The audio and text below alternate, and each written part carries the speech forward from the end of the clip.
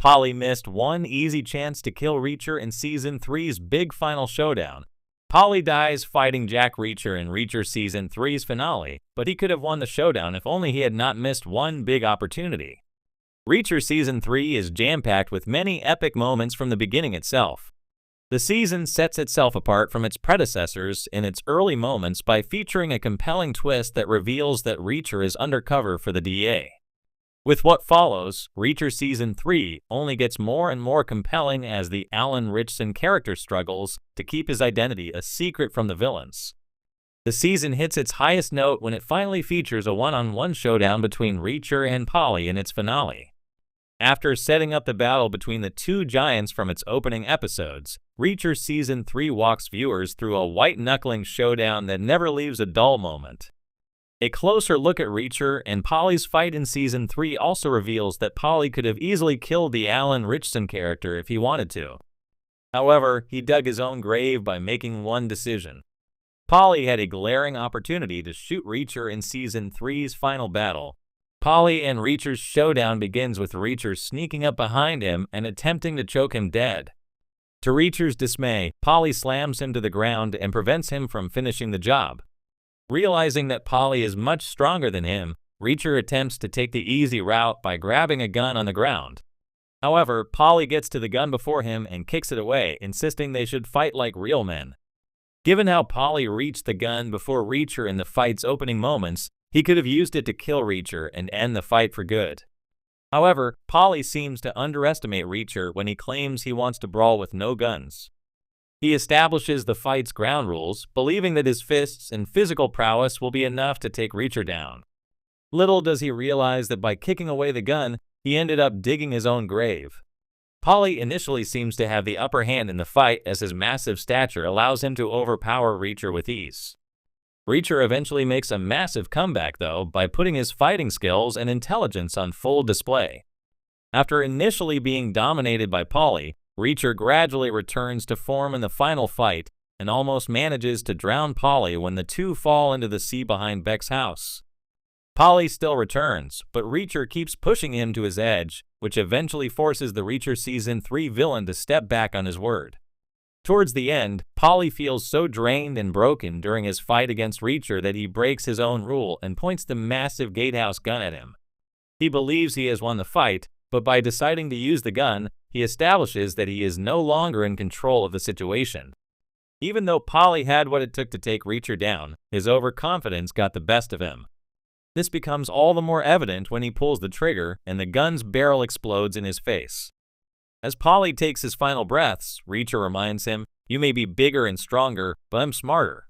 With this, it becomes evident that even though Paulie had what it took to take Reacher down, his overconfidence got the best of him. He could have ended the fight in Reacher Season 3's finale long before the Alan Ritchson character tricked him into killing himself.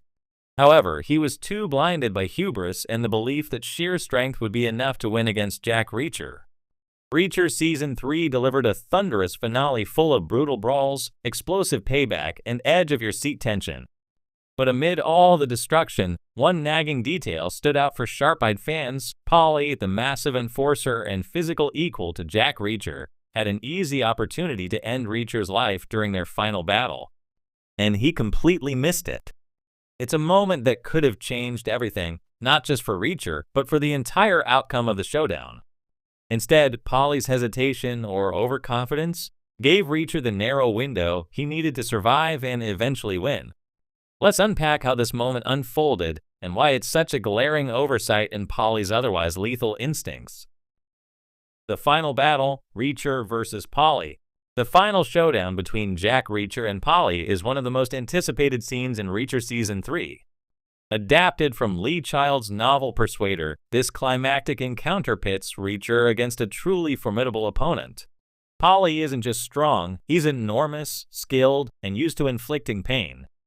Throughout the season, he's built up as the one man who might actually be able to take Reacher down. And for much of the fight, it seems like he might. The battle is raw and unforgiving.